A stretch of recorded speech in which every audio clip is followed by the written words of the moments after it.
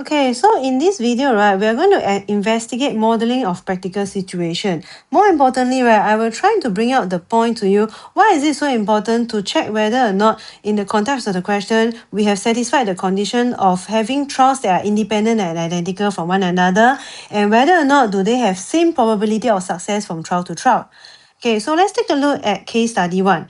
Okay, so suppose Legolas is just someone, okay, a name of a character in the movie. Okay, suppose someone has 15 arrows on hand to shoot.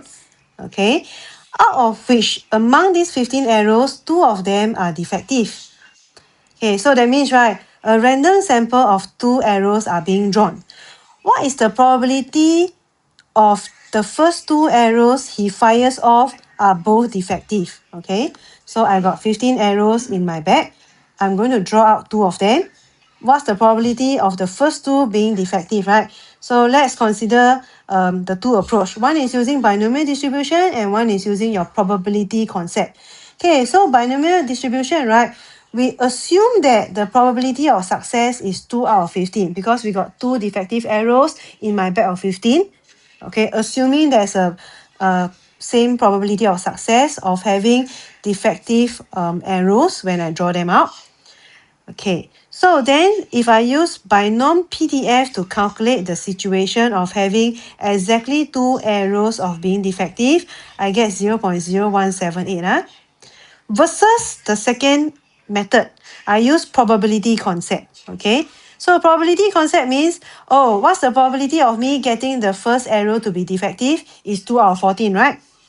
After that, right, after I remove one arrow down, so then I'm left with 14 arrows in the back, and I'm left with only one of the defective arrow in there.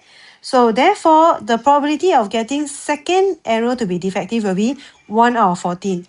When I multiply 2 out of 15 times 1 out of 14, can you see that my probability is 0.00952?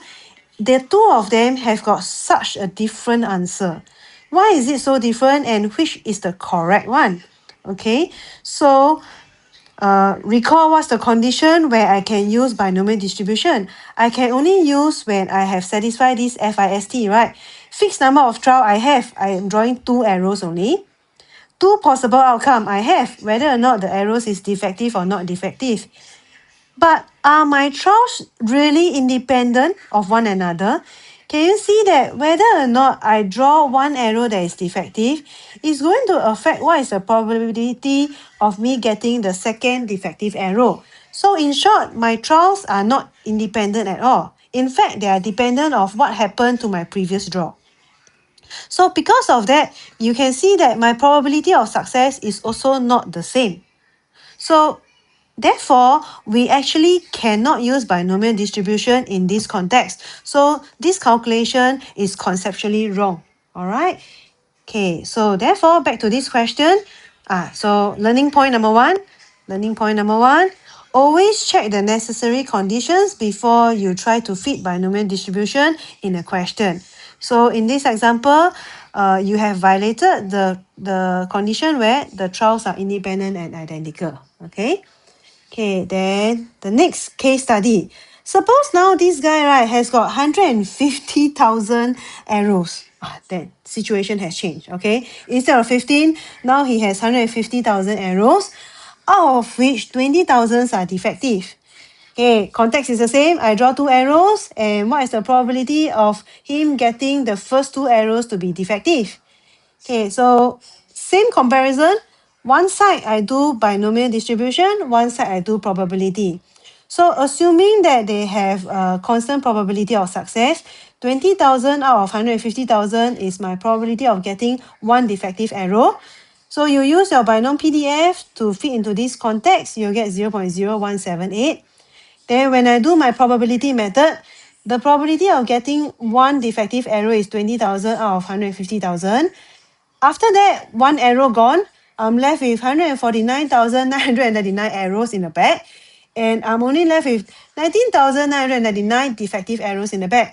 When I multiply these two probability, hey, can you see now, right? Okay, the two probability are approximately the same. Why is that so? How come now binomial distribution, I can get a correct answer? Okay, so when I have 15 arrows versus I have 150 arrows, my probability of success is very different.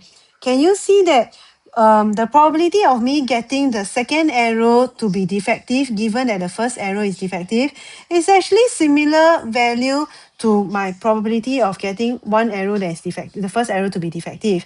So basically, right, my probability of D2 given D1 is approximately the same as D2.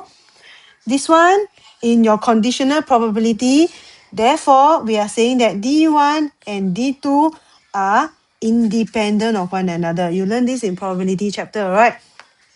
When D1, when D2 is approximately the same as D2 given D1, then D1 and D2 are independent events.